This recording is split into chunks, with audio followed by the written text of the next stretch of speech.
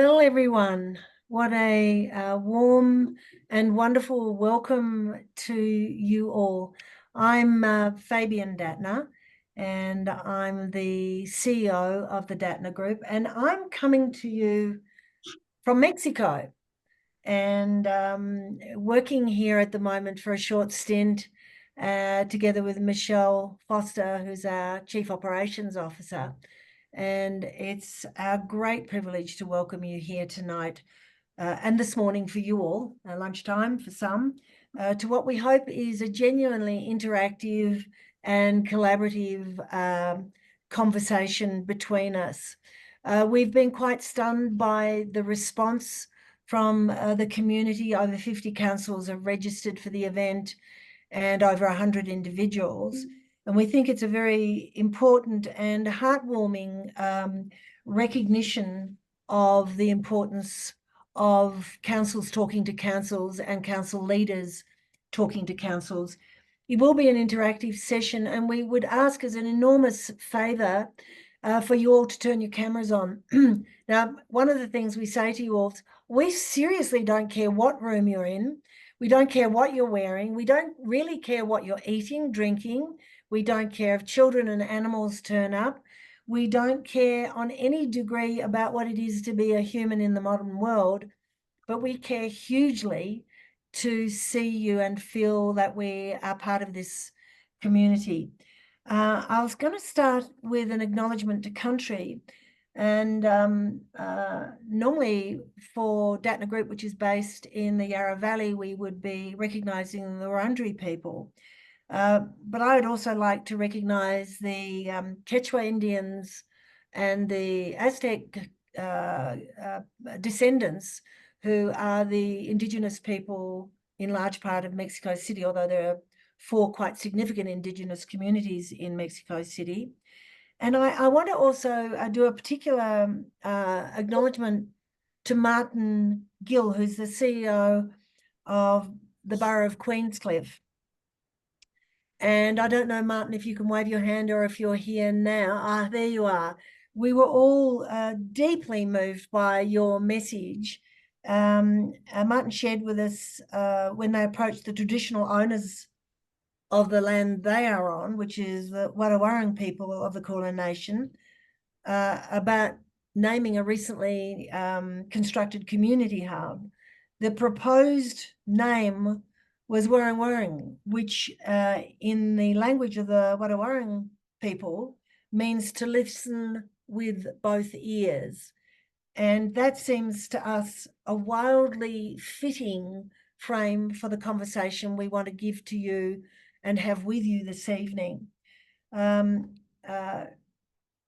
Group is a deeply purpose-driven organisation. We're leadership experts. We have a great deal of experience in councils, particularly in regional communities.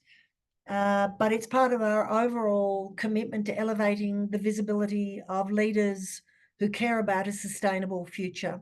And some of you will know that we initiated a very big project called Homeward Bound, which is now a fully fledged not-for-profit global initiative to elevate the visibility of women leading.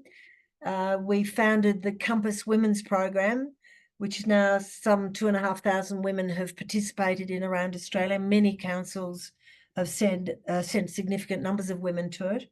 And all our work is focused on creating a future that we're going to be really happy to leave to our children, and challenging people to say what kind of leadership is going to get us there if we understand the kind of leadership that's got us to where we are today. And in this context, by the way, we'd say to all of you, it's super important that people can read your name. And if you've got an odd name or you want a nickname in there, put it in. For some of you, you've put your preferred pronouns, and you might like to put your councils in there. And if you don't know how to do that, the little 3 dots on your square inch. We're going to make this as interactive as we can. So things, because we have talked to hundreds and hundreds of people who work in councils, I think we've got a very good handle on the importance of the topic, the wisdom of the crowd. And we're not always convinced leaders themselves are listening to or aware of how much help is available and how much people want to contribute to shaping the future that we all want. And so this session will be interactive. There will be shortly a session where we're going to do a couple of online processes to grab some sentiment in front of you about your experience of being listened to and heard and seen. We're going to ask you, how would you rate your own willingness to listen? And a series of questions that focus on what it is like not to be heard and what it's like to listen. Because the topic tonight is called The Wisdom of the Crowd. And I'm sure many of you have heard of the concept, but essentially, in brief, it's recognizing that there is no problem that we have that the people who are part of that problem or on the receiving end of that problem can help, to contribute to solving. And we think the art of the times we live is discovering ways to listen to people much more thoroughly and synthesizing what you hear and acting on what you hear. 50 years ago, leadership in any domain was more command and control. And in a much, much simpler world with less pressure and less stress, that style of leadership was highly effective. It absolutely isn't effective in the world we're living in, and people are voting with their feet. You have only to consider not necessarily councils, but how hard it's been for organisations, commercial organisations, to get people to come back to work. They're simply saying, no, we will work from home. And that is a movement that was initiated by a crisis, but now appears to be quite an entrenched change in the way we work in cities, small and large. We think the place of councils, particularly regional councils, in a very volatile world where a great deal of change is happening, and the next 10 years is predicted by scientists with whom we have a huge relationship globally, to be the defining decade of our era of human life on this planet. And if you had 1,000 scientists in one room and one scientist left, the 999 scientists remaining all acknowledge the crisis that we're in and the extent to which humans are breaking boundaries. In this space, we think regional councils and their influence will grow exponentially. And we have ample evidence of the type of leadership, the leaders being invested in their communities they're leading, smaller numbers of people who can be mobilized for common cause, and a deep and committed connection to communities to varying degree through community plans. So we are breaking our backs to do everything we can to get you connected and talking to each other, and to do our part in contributing to more constructive, sustainable and engaged regional councils in particular. There are 5 shared reasons that you're all here. The first reason was you want to hear about contemporary experiences and insights related to organisational culture in councils. And we have with us tonight, who'll take front and centre stage with Zoe Datner facilitating, Alison Beckworth, who's the CEO of Banyule City Council, who've done some stunning things. Craig Bennett, General Manager at Balranald, who's at the start of the journey. Shelley Jones, who's Director of Corporate Services, and I think moving shortly to another council, Edward River Council, with a huge amount of personal experience both in elevating the visibility of women and in influencing the work in Edward River. And then Josh Warner, who's the Executive Manager, People and Culture, Moorabool Shire Council. And Josh brings to the table a lot of senior experience in cultural transformation from his prior business life or prior working life. It's a very good panel, and we will make it as interactive as possible. And time permitting, we might even get to do some rotations with leaders.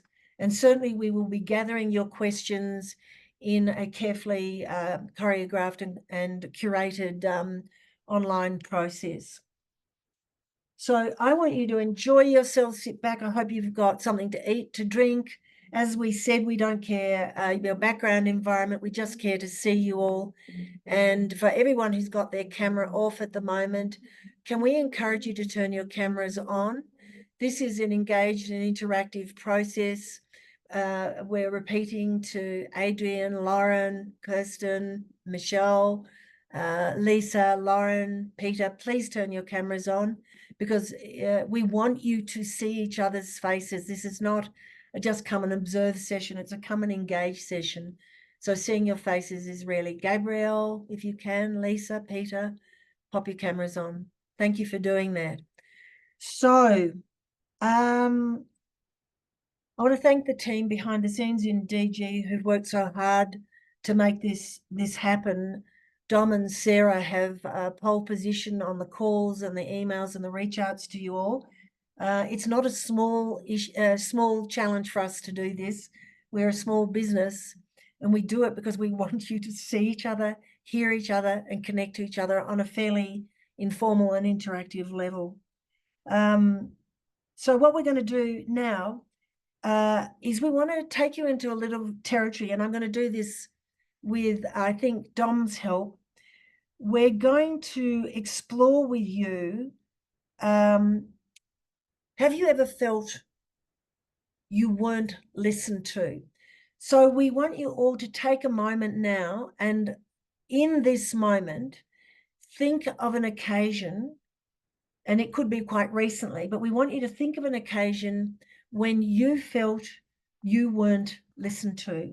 And when you've got that occasion in your head, can you put your hand on your head so we know you've got something happening in your head? We want everyone to think of an occasion when you felt you weren't heard or weren't listened to. It could be at work, it could be in an altercation in public, it could be at home. We're not going to make you say it, but we want you to think of it while we do this session. So we need you all to get your hands on your head. Everyone, we don't want you sitting there going, I'm not going to do that. Yes, you are. You're going to all think of an occasion that happened for you and pop your hand on your head. Because here's the thing we know about leadership. Chris, Eddie, you have to have your camera on because I know you and I can see you. What happens with senior leaders is, and we do a lot of work with power and leadership, and what happens with a lot of leaders is they think they're listening, but they're not. And they've forgotten what it's like not to be heard. And the more senior you go, the greater the gap emerges between what you think you're doing and what everyone under you thinks you're doing. As more people go into executive leadership, they become more task focused, and we reward that. Less people focused, more task focused. For some, they also become aggressively task focused. In your early career, you have to fit in with people, you have to connect with people, you have to talk to people. So the balance in leadership engagement is much more evident between task and people. And what people are crying out for at the moment is for executives to focus on connecting as humans. Hence our focus on you having your camera on. So with your thought in mind, we want you to go to the chat room and write down a couple of emotional reactions to not being heard. I will also do the same.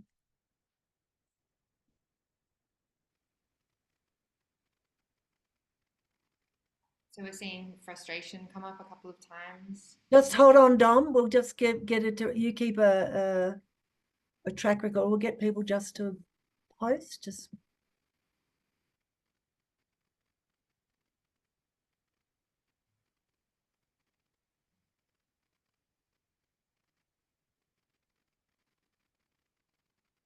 So we want all of you to look at what's emerging on your own screen. Dom, what are you seeing as the major patterns? Frustrated is coming up a lot. Disappointment, embarrassment, helpless, insignificant, invisible, underappreciated and not valued, undervalued. Great run from B. Smith, defensiveness. So we're not listening, we start to protect ourselves. Invisible, not appreciated, disrespected. So we want you to remember what was in the chat room. And when you forget, go back and have a look. And so when we talk about the wisdom of the crowd, we say to leaders, we go down on bended knee and say, don't progress with plans if you don't feel you have a good grasp of what your people currently feel about working in the organization.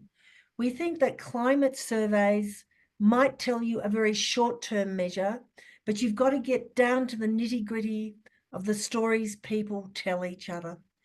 And we have a few masters online tonight who won't be talking, but I think if Casey Deary's on from Broken Hill, James Roncom from Armidale Regional Council, leaders who've gone the journey together with our speakers to genuinely listen to what people need and want. And in every case we know, gargantuan changes in council operations, in impact on community, in engagement of community, of the almost disappearance of abusive community behaviour when people feel heard.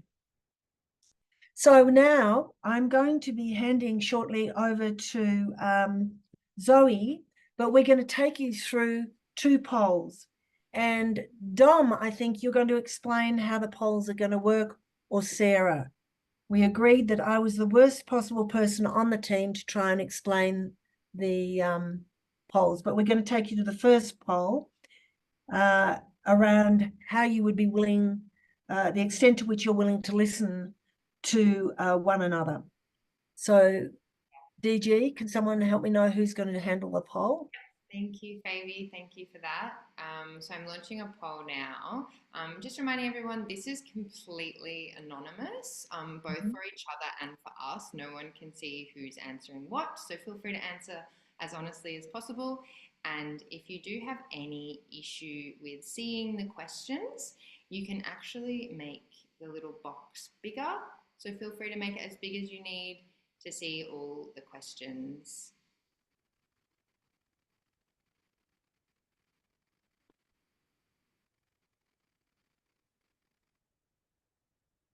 That's just one question came up, Dom. We've got 3 questions. For now, yeah. Okay.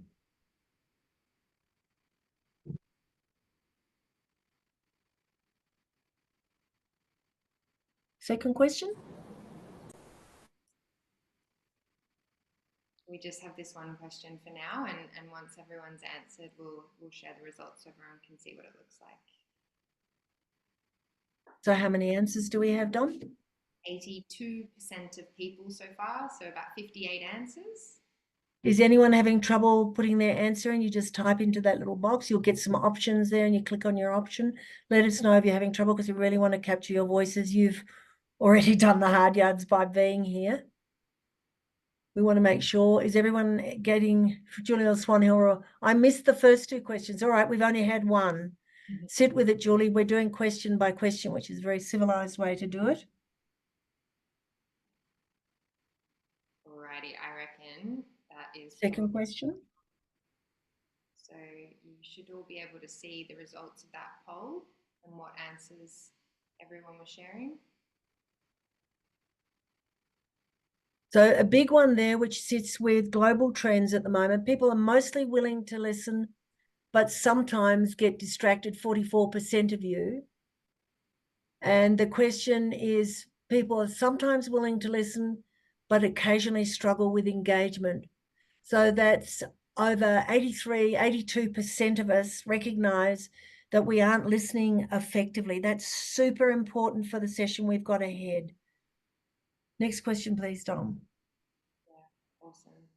So the next question is a word cloud. So I'm going to share my screen and there will be a QR code for you guys to scan, and the answers will be live broadcast onto your screens.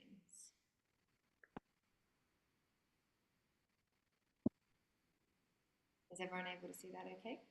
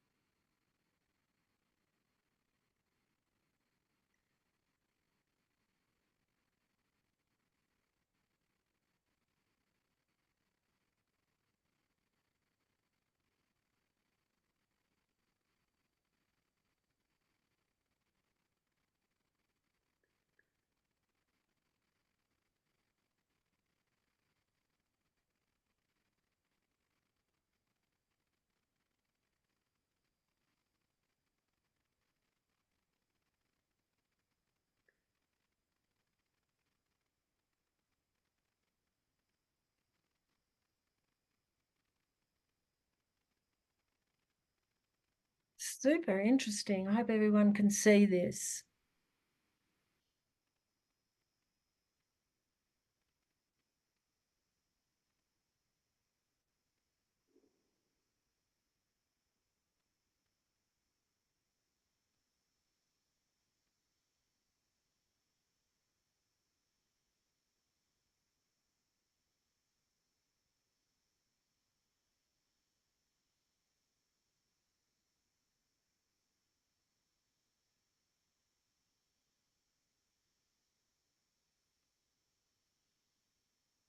So as the last of the comments come in, it's pretty evident that in large part, we are sharing a common theme here.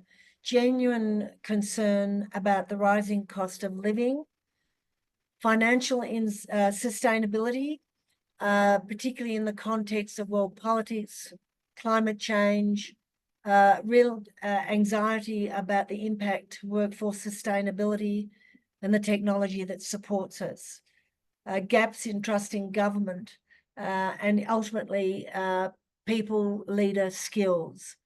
So as you go into the conversation facilitated by Zoe, be mindful of the scale of this conversation. We certainly have great faith in you, and we hope you enjoy this session.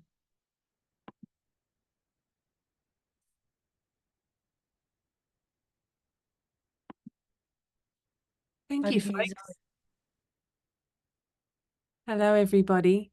I was just so delighted to see so many people here. We are pigs in clover in these situations. That's a good thing, as I understand it.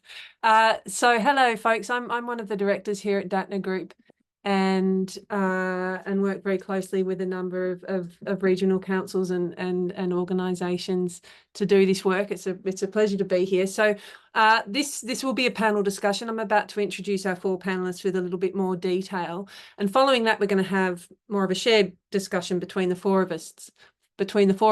Somebody has just spotlighted me. There we go. I prefer gallery. I get very confused with the spotlight. So I'm just going to introduce our first panelist, and then invite them to introduce themselves and their context a little bit more. So firstly, I'd love to introduce Alison, who is, as Fabi mentioned earlier, CEO at Banyule City Council in Victoria. Alison boasts over 30 years of experience in local government. She started at the City of Hume and moved to Banyule, gosh, over 20 years ago. So they must be doing something right to keep her all this time. She's led there for the last 4.5 years, and she's just been reappointed as CEO for the next 5 years. She's well known for inspiring and leading diverse teams and spearheading initiatives from policy development to community service delivery.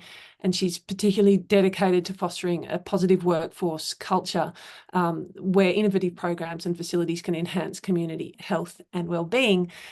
Welcome to you, Alison. By way of just introducing yourself a little bit further, tell us, what does this topic mean to you, both from the perspective of being a leader yourself and in the context of the council that you are operating in?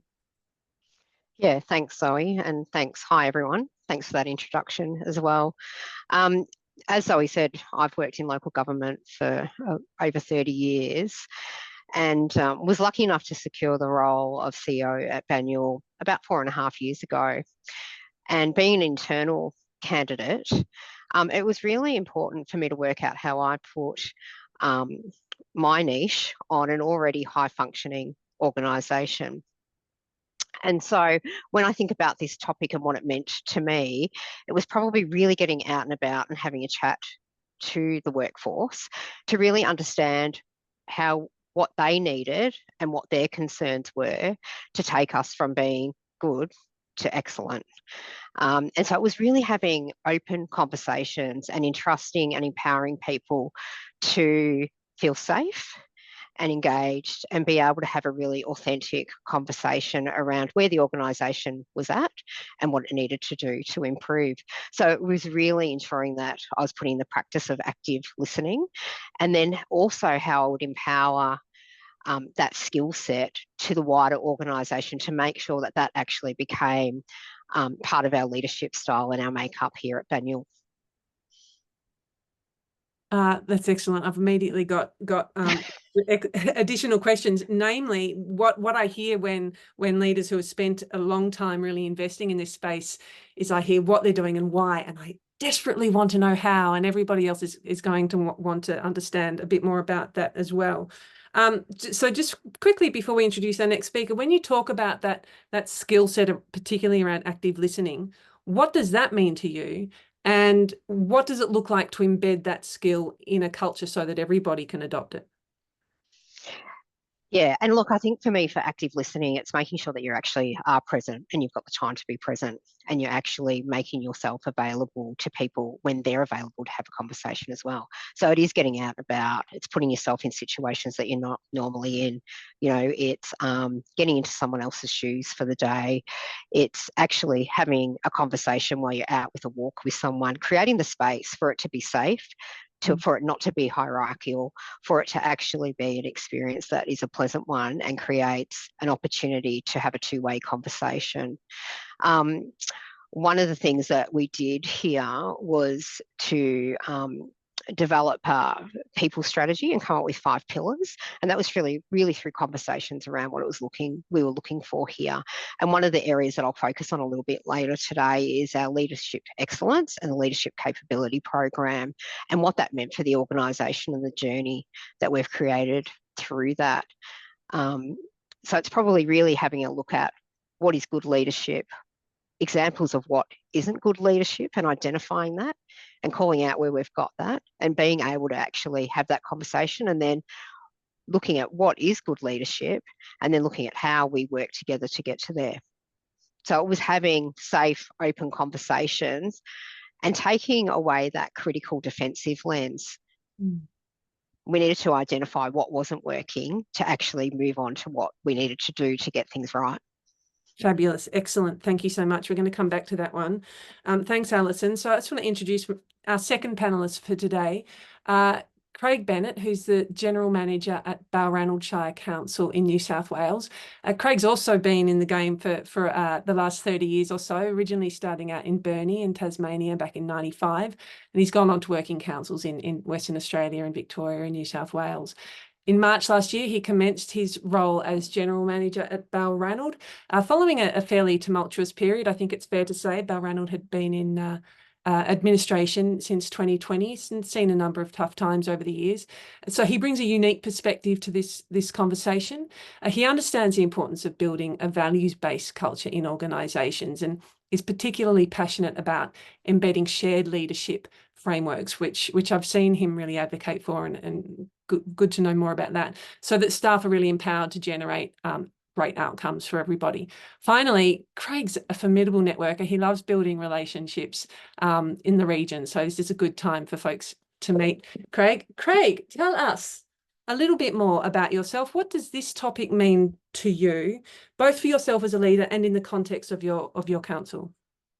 Thanks, Sally. You touched on values, and I think that's probably one of the most important journeys that I've developed with the DATNA Group, is you really need to get at the core of what your values are in your organisation. I'll start with leaders need to be authentic and genuine. When I arrived here in March, this organisation was battered and bruised. It had gone through a lot. It's hard for me to empathise. It's hard for me to put myself in their shoes, but I tried to do that. I listened to the issues that are here, tried to get to the gravity of what issues are going on, and it was actually enormous. It was bigger than what I thought I was embarking on when I came here as a leader. So it was important for me to understand what the staff had gone through, because I hadn't been through that journey with them, but it was important for me to understand that and draw a line in the sand as to where we were starting from. You do need to listen, as Alison said, and you need to listen attentively. We've got 2 ears, as someone said to me one day. Make sure you're listening twice as hard as what you're speaking. And that's something that I find hard, because I am a talker. So I do like to talk, and I had to sort of take a step back, think about that, and think about what active listening really is. And I've listened to Fabian, I've spoken to Jim Ronkin, who's another GM that I have a lot of time for. But I think the thing that I found was staff weren't being listened to. The previous management, like we'd been through 7 GMs in 5 years. That meant stability was one of the important things that I had to do in this organisation, was to stabilise the ship. And the staff were telling me that. They were sick of the revolving door of GMs that had come through this organisation. So be authentic, be genuine, make sure you bring stability. They were probably the key pillars that I started with.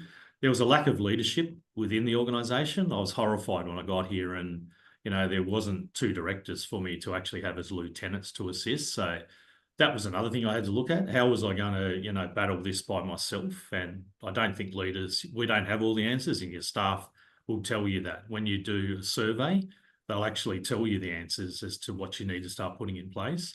Make sure you're listening to your staff about that. Don't think that you have all the answers. You're not that good, and that's something you have to take a little bit of humbleness with.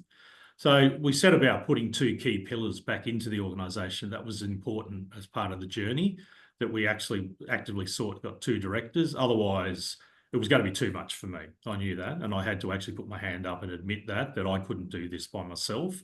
I needed to go out and find 2 good directors, which we have put into the organisation. But the most important was setting up the team. So we've got Team Balranald, which started as COC, and I'm sorry for the acronym, but it was Champions of Change. So please take it in the right respect. We've now put it to Team Balranald. And one thing that we did as Team Balranald was come up with an acronym for team. Together, everyone achieves more. And that came from one of my team members off Team Balranald. So, we're at the interim stage, as you said, the early stages of the journey. We're setting an action plan together, which we've worked with the DATNA Group on. And I think that's one of the most important pillars, is have a plan about how you're actually going to make that change in your organisation. It's all very well to know what they are, but how are you actually going to change that ship? What are you going to do to actually make that culture change that's needed in the organisation?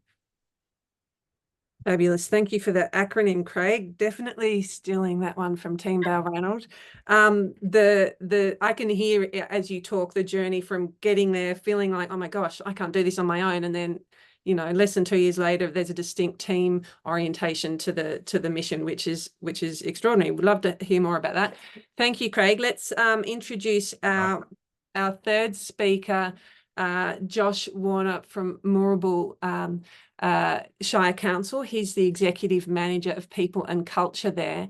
And Josh has worked in the human resources space predominantly for the last 17 years, largely in the local government sector. His journey commenced in instructional design and evolved into organisational development, org psychology and general human resources. There's a lot of rigorous research that you can tell when you meet Josh. It sits behind his thinking, it sits behind his career journey to date. And over this journey, he's developed a really strong passion for building and maintaining and evolving people-led organisational cultures. At Moorabool Shire Council, he leads a team that continually pushes the boundaries as it applies to organisational culture and people investment. and his desire and drive has quickly established Moorabool as an emerging destination employer, which I'm keen to hear him elaborate on a little bit. But tell us, Josh, what does this topic mean to you, both for yourself as a leader and in the context of the council you're with? Thanks, Owen. Hi, everyone. Look, I'm really happy to be here today. I think culture, something we don't necessarily discuss enough of in the local government sector. So it's a great opportunity to come and share some insights, but then also continue to learn from some very experienced practitioners in this space as well. Look, today's important for me because I think at Moorabool, being a peri-urban rural shire, we have challenges in our environment and workforce that are somewhat similar, but then also somewhat distinct from other organisations and employers. And a big one of those is around our connectivity and engagement. We're a very broad, diverse organisation that really punches above our weight, to use that pun. We do the things that a lot of other organisations do, but we do it with a lesser resource base, with lesser finances, and in some cases with lesser technologies. And that puts an inherent amount of pressure on our people. And we can sometimes forget the importance of working on things like culture. So we have an incredible OD team here who, I guess, take that concept of listening and expand that even further. And one of the things that I'll touch on a little bit later on is how we actually set up the ability to listen by the way that we engage and interact with our people. I find it interesting that I've got a lot of seminars and you hear people talk about, asking the right questions is the key to getting the response that you might be seeking. But at the same time, if one chooses to ask a question to 300 different people in the same way, we're really engaging from that perspective. We're really going to be able to listen to how that works. So we're putting an inordinate amount of effort into engaging with our organisations in ways that they want to be engaged with. We've got a massive outdoor workforce who don't want to sit there and talk to HR for an hour and share their insights and experiences. They don't really want to get online and fill surveys and things like that out. And we've made some big inroads from a trust perspective in enabling them to have the confidence to do that. But then it's about providing those unique and intricate ways of making that workforce particularly comfortable to share with us. Get a coffee van out at the depot in the morning, put a coffee on, and don't really say much. Start a conversation with, the weekend sports, weather, providing a context for people to want to engage further, taking an ice cream truck out in the summer. Again, let's have an ice cream together and let's chat about anything that you want to chat about. And I know for myself and the OD team here at Moorabool, the manifestation of that journey of having people that weren't really wanting to engage at a high level, having to sort of drag information out, for lack of a better term, to getting to a point now where we do have an organic channel of communication where areas that have maybe been considered disconnected in the past are now very connected and want to share insights and information openly. And I guess the last manifestation of that is what we actually do with all this fantastic data that our people give to us. We have a mantra here at Moorabool when it comes to how we engage, and that's around listening, understanding, and evolving. And the listening component is in essence the easy part, as both Craig and Alison have alluded to. There are numerous ways that we can do that. The understanding and evolution is where you can really make positive cultural change. Someone may say something to you on face value, you might think you understand what that is, but unless you engage in conversation and seek to understand, to pull an old covey one out, you don't really know what the essence of that is. So we do a lot of work around that understanding phase, going out, talking, listening, understanding more to really be able to then adapt into that evolve stage. So once we have that information, once our people have given their time to talk to us about things that they feel we can evolve or adapt in the organisation, it's then the rubber on the road component, having a team of leaders and an organisational context in general that's then willing to bite down on the mouthpiece and actually make that positive change. We're still going through that journey, but very much have spent, I said, a lot of time in that understanding phase, and now I believe putting some really great inroads into the evolution phase and creating a really special culture here at Moorabool. Yep. Great. Thank you so much. When we were talking about the ice cream van idea, I had this wonderful image of, talking with one of the outdoor crew, big belly guy in his high vis, having a difficult conversation and licking an ice cream at the same time. Got to be one of the best tactics they need to take to the war rooms of the world, I reckon, the ice cream van. Thank you so much, Josh. And then finally we have Shelley, who is the for a short time only, and she'll probably tell us more, the Director of Corporate Services at Edward River Council in New South Wales. She's got a local government career that spans more than 2 decades and has a real passion for organisational strategy, engagement and change leadership.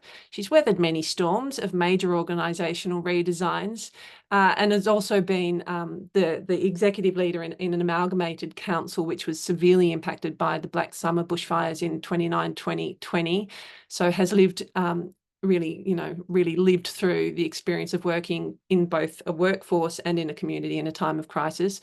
Shelley values authentic leadership and communication as key to building culture and relationships in the workplace. Hello, Shelley. So good to see you. Tell us a little bit more about what this topic means for you, for you and for the council that you're working in. Well, I think I'm just going to say that Craig and Alison stole all my good answers. No, I'm only kidding.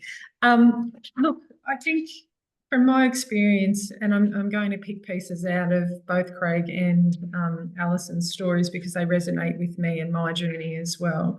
It is about being an authentic leader, and to use Alison's words as well, it is about creating the space to have the conversation.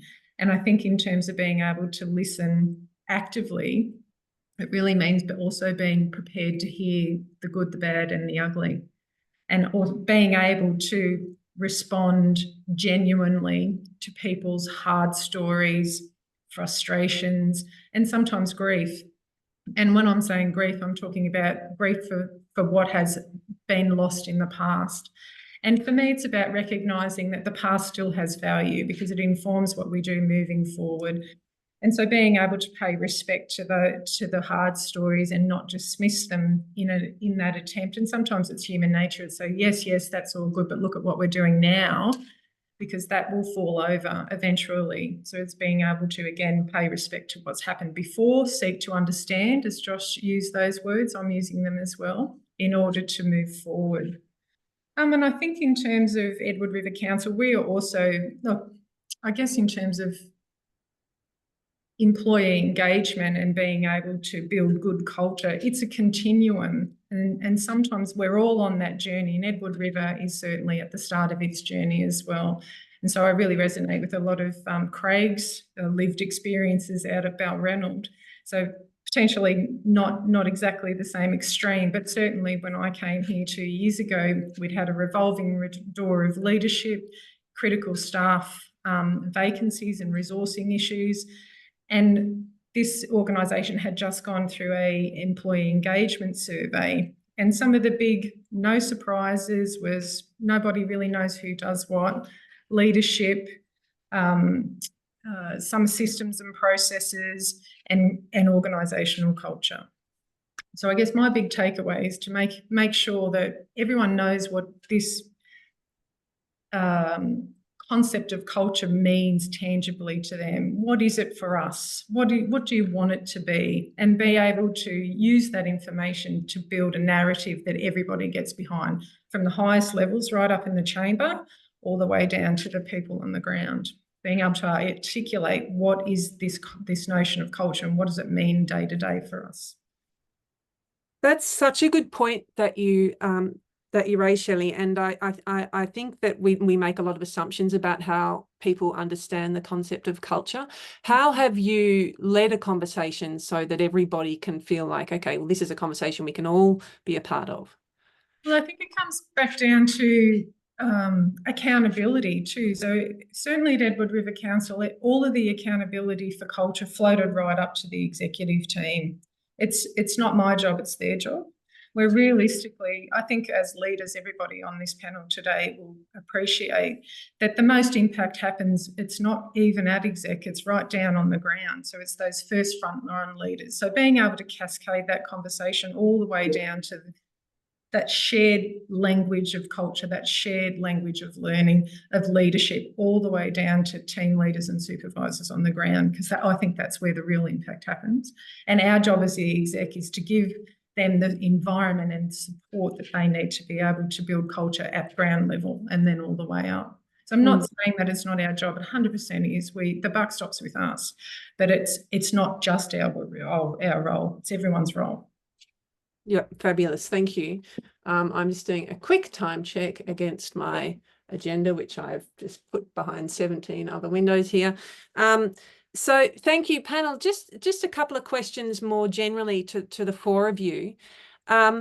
There's obviously embedded in all of this is a deep commitment, or there needs to be a deep commitment to one's own leadership development, to listening to the wisdom of the crowd based around feedback. And I'm curious to know what's been your relationship with feedback for you, asking for it, receiving it, listening to it.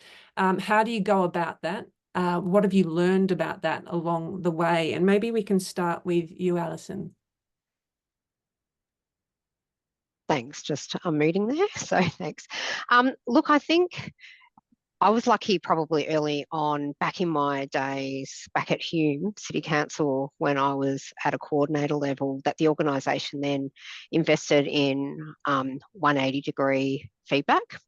So I was probably in my mid-20s. So it was really a good opportunity to actually see the worth and value of getting feedback openly from your peers, those that report to you and those above you. And so I think that really set me up at an early age of the importance of hearing feedback and receiving it, and really reflecting then on what you're going to do on a personal plan to take on board that feedback. And so from that point, I really wanted to set up in any organisation that I worked in how those opportunities came about. Because without the feedback, and it's something that we do run away from, but without the feedback, we can't improve. And I know that even here at Banyule, when I embarked on the leadership capability framework that we did and really engaging with the staff here, the senior management team, you know, I worked with the organisational development team, and the senior management team were a little bit scared of the questions that we were going to ask the organisation, because we wanted to ask them, you know, what does good leadership mean for you at Banyule?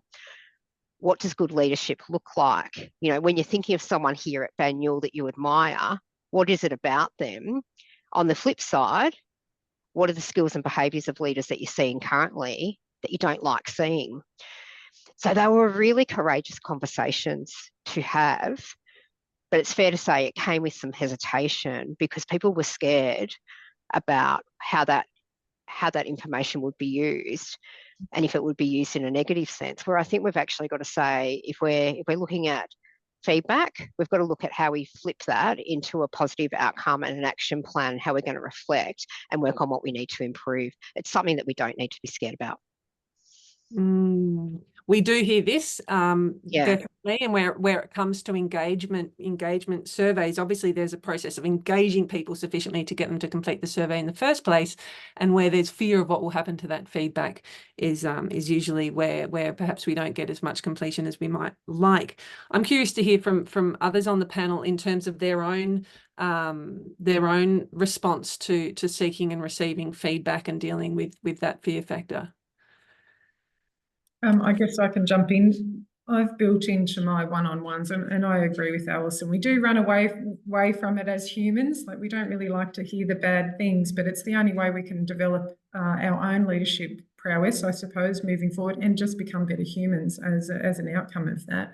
But also building in just that question into your regular one-on-ones. Have you got any feedback for me? You know, what have I done well this week? What have I done not so good this week? How can I improve? I love the way you said this week, Shelley, as opposed to this year, suggesting that get that feedback regularly. Craig, what have you learned about your own, given that you, as you said before, you walked into an environment, you didn't think it was going to be as bad as it was. I imagine there's been a few, wake-up calls in a number of different ways walking into that environment. What's been your leadership lessons in receiving feedback? Thanks, Zoe. Vulnerability is probably the main one. There was lots of challenges that I found from the survey, and one of the things was, how was I going to adapt to some of those challenges? And I think it's important, as I said before, to be authentic and genuine. I had to show the staff that I cared, and I was actually going to change my leadership style around the toxic stuff that had been happening in the organisation. So it was important for the staff to see that I have emotions and I care. And that, you know, that was actually demonstrated to the staff. And that certainly happened on a number of fronts. And I think, you know, at first I thought, wow, this is going to be reasonably easy to change this ship. No way. This is going to take years to actually, you know, turn this ship the right way. And I have to be part of the solution and not part of the problem as I'm trying to work with staff on that. So I had to look inside myself and say, right, what do I need to do as a leader to assist moving this ship in the right direction?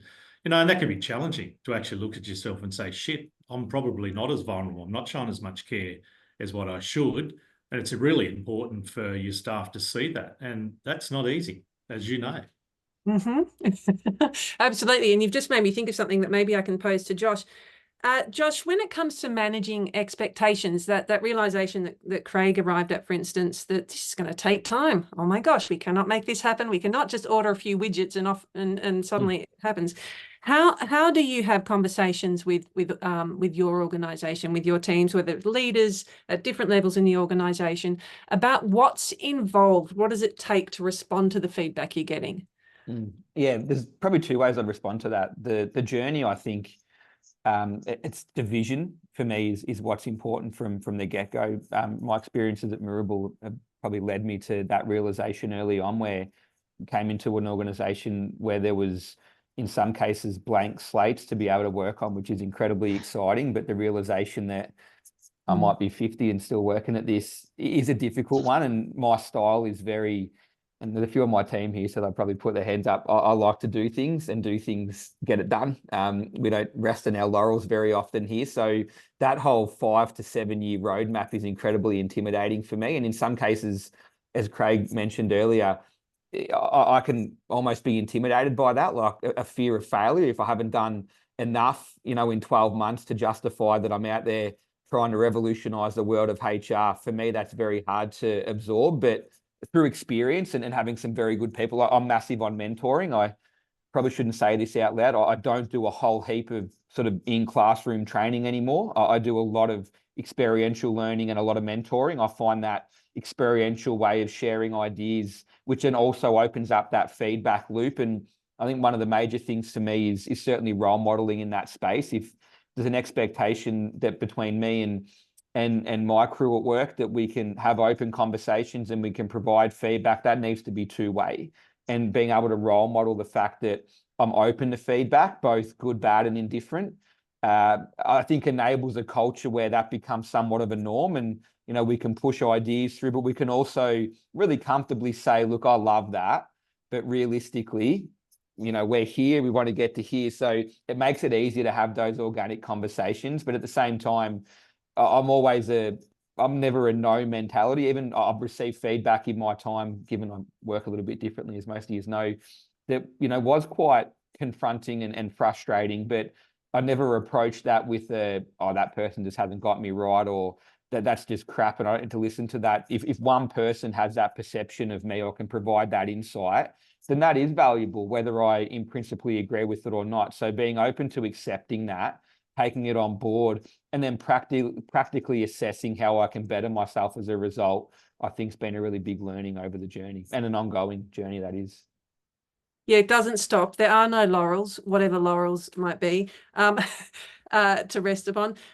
One of the questions that comes up, I think, in a bit when we do our culture audit processes, which, you know, is distinct from an engagement surveys, is, I suppose, really an act of truth-telling. We really create a space so that people can have those safe conversations that Alison talked about before. How do we avoid the traps when it comes to getting that feedback, doing the surveys, doing the culture audits, whatever format we're using? How do we avoid the trap of confirming our assumptions or beliefs? That is, I'm pretty sure the workforce feels X. Let's ask them if they feel X. I'm just curious to know what lessons has this group of people learned to find out the things they genuinely don't know yet, rather than seeking to reaffirm beliefs. Thoughts on that one? I think that's, sorry to go twice in a row, cut everyone else off. I think that's the blank canvas approach, and that's very much replicated by the way that you enter those sort of conversations. I think one example I'll give of Mirabel is we steer very clear of that, even if the data is crystal clear and from our perspective. And you could go out and say, you know, this is what we're sensing from that. Can we confirm? Can we reiterate? We start with a much more blank canvas. We won't necessarily even pose the question. We'll open the platform for discussion and allow it to occur from there, because that whole seed planning thing can happen far too readily, whereas someone can enter a room with a line of sight, but simply by dropping a couple of key words, you can plant seeds in people's minds that then overtakes their own level of understanding. So I think it's really important to be cognizant of how you enter those conversations. And in a lot of those situations, saying very little is the most practical way to go about it. If you can open the door up for people to come in and share those insights to engage with you comfortably, is a far more practical approach. Because I do know from previous organizations where we've used that sort of a strategy, you're almost either telling people what they want to hear, or again, planting the seeds for conversation that can very quickly overlay, you know, what one's intent might have been before you started that conversation. So blank canvas, encourage, engage. You know, you can always drop a few little bits and pieces to start that fire. But the more the people in that room are speaking and the less, you know, leaders or P&C in some cases are, I think the more authentic input you're going to get. It reminds me of a group of people we worked with where there was a leader who said, I've got an open door policy anytime you want. And they literally had their doors open, but they were so terrifying that nobody wanted to actually go through that door and have an honest conversation with them. So I know there are people on the call right now that are thinking, this sounds great. What fabulous theory, what fabulous ideas, what this all completely makes sense. However, how do I influence other leaders in my organization to support the fact that this process of truth-telling, of listening, of feedback gathering needs to happen? How do I influence within my organization to get support for it? Because it's no small thing. It's a big thing. It takes time. Perhaps we can start with you, Shelley. What's your feedback for this group about how to influence in your organization to prioritize this? Well, I think leaders need to come together and obviously have a discussion and share their own stories as a group and their own success and failures. And some of it is a little bit of peer pressure as well, by saying, well, you know, here's the bulk of where we're trending this way, and you need to pull the others along for the ride in the back end. And I think look, it's not an easy task either. And back to even what Josh was saying. So, Mira, I'm just jealous you've got an OD team, just saying. But also, and Craig is as well, nodding furiously up there. It takes time, and it's not a one and done. And I think as leaders, we also need to be prepared for slippage. So sometimes something will come out of, certainly my experience at Edward River, we've had a lot of unplanned shocks that have derailed the journey. And us as leaders, it's our job to reground the workforce back on where we're going, irrespective of those little unplanned events, I suppose. So trying to build a little bit of resilience into the process as well. So I might just add to what Josh and Shelley been talking about. So I was here for nearly 12 months before I got Glenn and Dave on board as my directors. The important thing was to bring them into the tent, actually get them involved in the process of change that we're trying to bring about here at the council. I think that's the important thing, is make sure that your leaders are on the same page with you, that actually have the same vision and direction that you're trying. And the World Cafe Day, which I think was day 2 for Glenn and David, that was obviously an eye-opener for them, but that was actually fantastic for them to get involved with the staff and really hear from the staff, facilitated well by Zoe from the DATNA group. And I think that was really important, that I actually brought them on the journey. If you don't have them on the journey with you, you're in trouble if you don't have that leadership at the top. Yep, thank you. Alison. Yeah, and look, I think you know, everyone's made some really good points. So I might just talk about some practical things that we do here that might actually help the audience. So what we've done is we've introduced into team meetings, and you know, it's a simple method, but it allows people to actually share experiences. We call it a share, care, and learn model.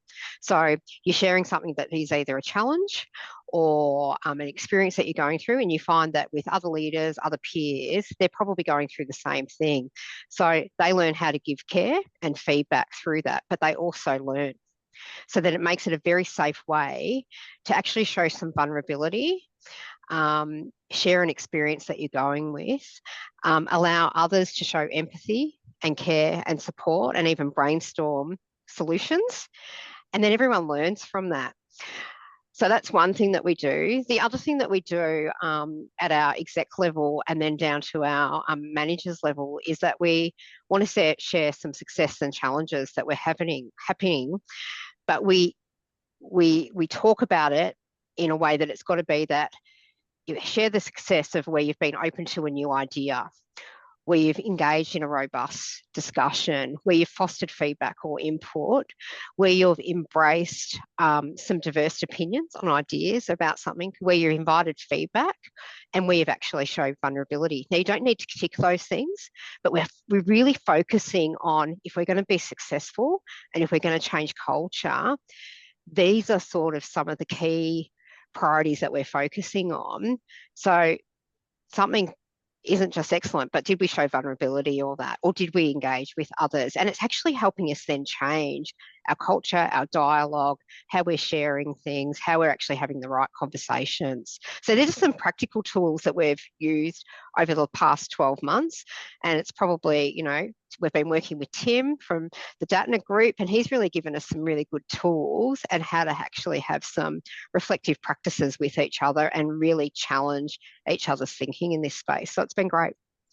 It's the behaviours, right? If you don't understand behaviours that everybody's really wanting to build, then that's where the blame game and a whole lot of other difficult things come into play. Josh, we're going to head into breakout rooms. Just before we do, in terms of influencing leaders in an organisation, whether no matter where you are in the organisation, and maybe you've got nothing to do with HR or anything, you've just got a gut instinct that, you know what, we need to focus on this stuff. I don't think anyone's listening to the people in this organisation. What's one thing you would say to folks in the audience who want to convey that to the leaders and decision makers? Good question. One thing that we do, a little controversial, and a few of the other leaders in the room probably shudder about this, but we have a start with yes mentality, and that's what we're trying to build through the organisation. And we certainly have in the OD team. No matter what the question, no matter what the idea, no matter how blue sky thinking it might be, we never start with no, we start with yes. And that for us builds that sense of trust through the organisation, where you can come to us and no matter what your idea is, we're going to start with, yep, let's have a look at that. Yep, let's research that. Yeah, I love that. Some sort of positive reinforcement. I think Zoe said earlier, that door open scenario, but people were terrified to walk through the door. And that really resonates with me from a previous organisation. But a learning I took away from that was to build that confidence, to build that transparency, to build that sense of intent, we start with yes. And as an organisation, we're trying to mould that mentality where someone comes to you with feedback, idea, good, bad, or indifferent, start with yes. If you really are uncomfortable starting with yes, as a minimum, start with maybe. Don't ever start with no. Because if you go with no, that is a dead end to the conversation straight away. If you go with yes, and I've been guilty a few times where you really need to pick you up to get the yes actually delivered on. But yes can quickly turn into a manifestation of yes. It could be a longer term thing, as we said. But I'd really encourage both the leaders in this group and anyone in general to consider that yes, maybe mentality, but don't start with no, because no such, I hate the word no in general. It's such a negative, derailing term that even if you do a few weeks down the track go, you know what, I want to relook at this, it's too late. Once you start with no, the door's pretty much closed. So employ a yes mentality. It opens doors, builds trust, and it absolutely consolidates intent. I think it also feels a little bit better. Like nice. Internally, you actually feel better. Thank you so much, panel. Everybody join me in thanking the panel in the universal Zoom wave, because if we all clap, it's just not going to work. Thank you very much, panel. What we're about to do shortly is head into 4 breakout rooms.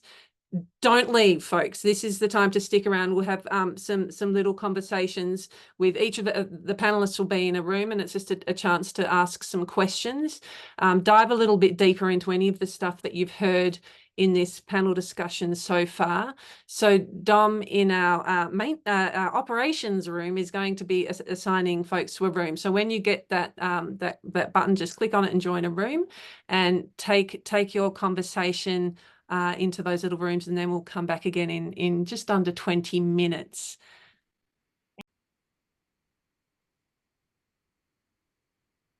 We're going to send you on your merry way very soon, but before we do, we desperately want to hear any little snippets, insights, excellent questions that came up in any of your breakout rooms that you think the rest of us would like to or absolutely should hear. Anyone can go. I'll kick it off, Zoe, if you like. So one little gem for me was how do you demonstrate genuineness and authenticity? I thought that was a really good question. I think it was Matthew that raised that. No bullshit. The bullshit barometer's out there and staff will see it from a mile away. So tell the truth, be honest. And it takes time to actually build that in. Don't think it's going to happen overnight. Staff will come with you once they actually genuinely see that they can trust you. Yeah, building trust. All starts with building trust. Excellent. Thanks, Craig. What else? Who else? I didn't get to finish with Michelle. I don't know whether Michelle's online with us still. I only got halfway Yes, through. Michelle C was in the middle of asking Craig a question. Is Yeah, Michelle still still here. Yes, Craig, still here. Do you want to tell the group what you were doing, and then I can hopefully finish the answer for you? Okay, so in our leadership group within Muswellbrook Shire Council, we wanted to encourage the positive talk, open, honest communication, but we still have some leaders that other staff members believe when they're asked a question and they don't feel comfortable about answering it, it may have some negativity attached, that they'll seem to talk a lot without saying anything. And basically it's a bit of a camouflage exercise or a deflect exercise, and that's what the staff is feeling. I'm wondering if you've come across somebody, they're not negative or toxic leaders.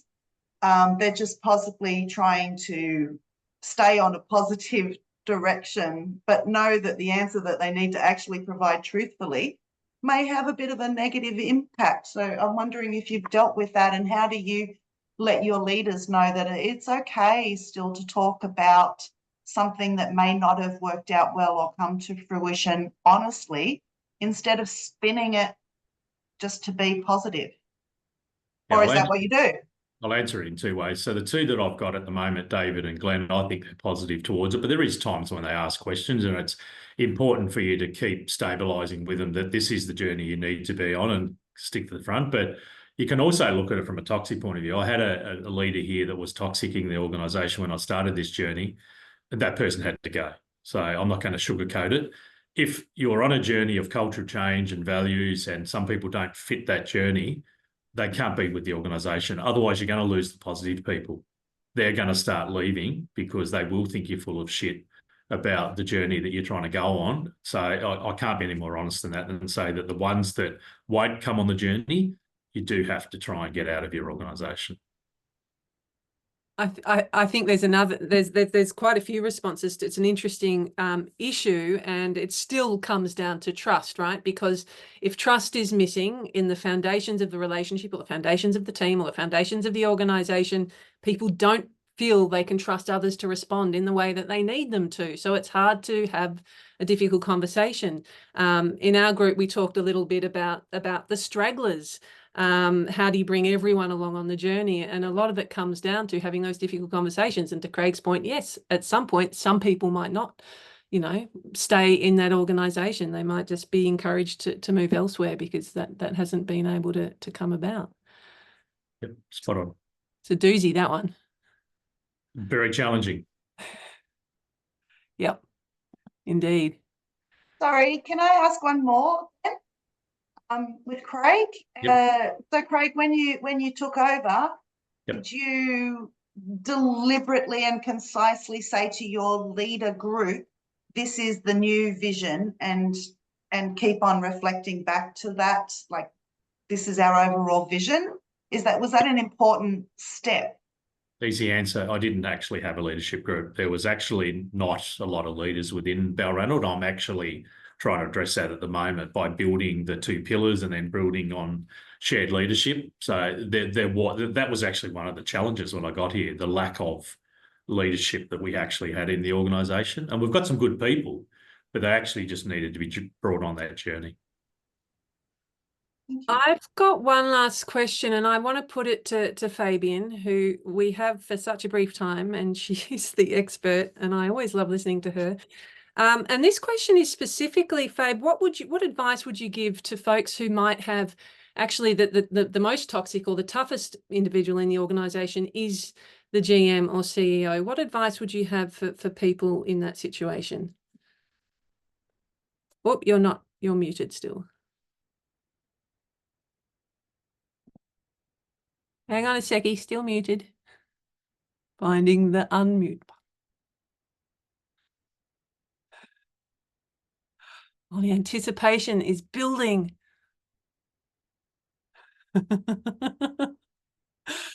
I wish I could unmute you for you, but I can't. Don or Sarah, you can't, can you? You may be having internet issues, Zoe. I know I am. Give us your best answer in the chat, perhaps. If no, she can't. She can't do anything. Mexicans are playing around. Who's been in this situation before?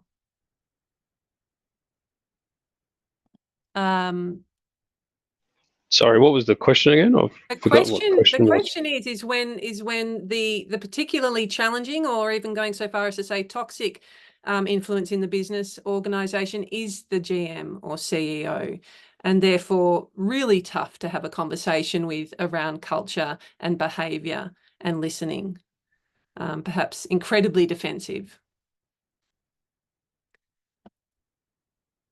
I don't think there's a perfect answer to it. I've certainly worked with a GM in the past who was more resistant. One of my favourite analogies ever is patience and persistence breakdown resistance. And I think there is a lot of that. It's the constant engagement, advocacy.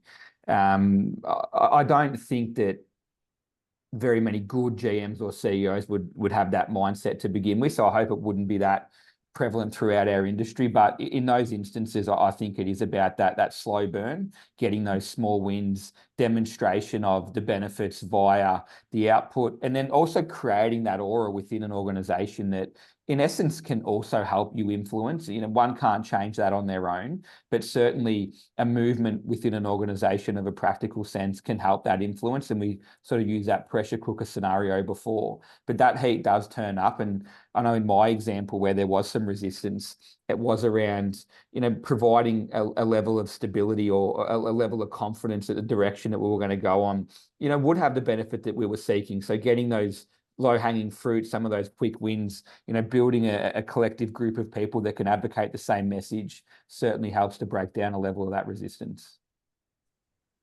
I'm back, Zoe. I'm sorry. Excellent. My Zoom vanished and froze. My apologies, Josh. Thanks for that contribution. I would say a couple of things about it. Rather than generalize, I would turn to you, the audience, and say, do you think you are blocking or getting in the way of the evolution of your own council in one way or another?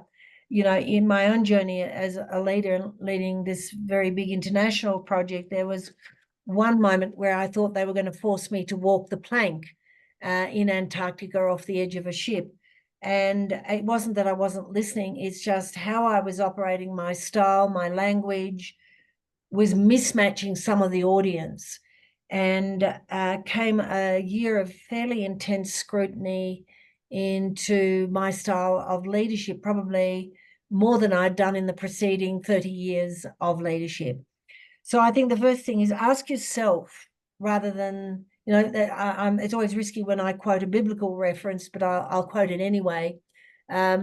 Pick the log out of your own eye before taking the speck out of somebody else's. Always I ask myself, what do I need to do differently here to get a different outcome? And in my experience with so-called difficult leaders, nobody chooses to be difficult. So either leaders are undereducated and need support to come to understand the incredible benefit of listening and learning how people think and feel, and it's not threatening. And that first round of, often in the early days, negative information won't kill you. Don't react, don't become defensive, don't justify. And helping leaders get into that position is an art, but it's very possible, because you've got to understand that leaders that resist feedback are often afraid of the feedback. And what are they afraid of? Afraid of being seen as less than. And that's true of all of us who are here right now. And the second thing is take them gently into the forest. Take them gently into the ocean. Don't rush the process. Josh is a long way ahead on the journey of engagement. Start where the people are. And in my experience, that also includes start where leaders are. The power of the community, the voice of the crowd, will transform the future, but help leaders who've got the remit to deal right here and now with the problem to buy into that notion and make it as unthreatening as is humanly possible. Watch your own judgment of leaders in that journey, because the title is a tough one: ambiguous authority, complex accountabilities, and rapidly changing times. And probably I'd say the hardest group to get to listen to feedback are counsellors themselves. And you all know that. Some of you have got great counsellors and some of you have got brutal ones. And I think probably of all groups, to make life easier for leadership, bringing counsellors into the circle is an important challenge. And again, bring them gently, but bring them in. Don't leave them out there because they're difficult. You know, that beautiful quote to finish on: rebel, heretic, thing to flout, I drew a circle and I left them out. But love and I had the wit to win. We drew a circle and left them in. Thank you all for being here. We'd love to have comments in the chat. If you were to say 2 emotional reactions or 2 thoughts about being part of this session, what would they be? It's a wonderful piece of feedback to us and to the team, but also inspires us for what we will do next. And I've already thought of a very important topic: the intimate challenge of leadership development. So what have you thought of the session? Just put a couple of thoughts in there or a sentence. What's this meant to you? Wonderful for you all to see, because a big slab of you have stayed for the full session. And I think there were 70 here for the first hour, which was way beyond what we were expecting.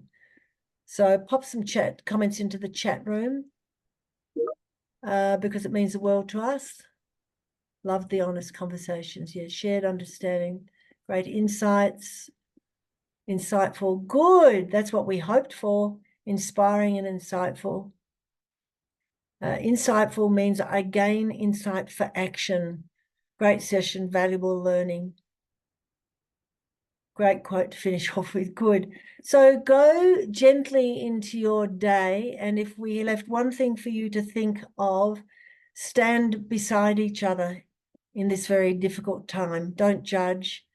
Don't presume to be better than, just stand beside each other. Living kindly is better than living cleverly. Love to you all and thanks for being here. Thanks, Fabian. And thank you to those wonderful speakers. Thanks all. Nice meeting you all. See you, Shelley.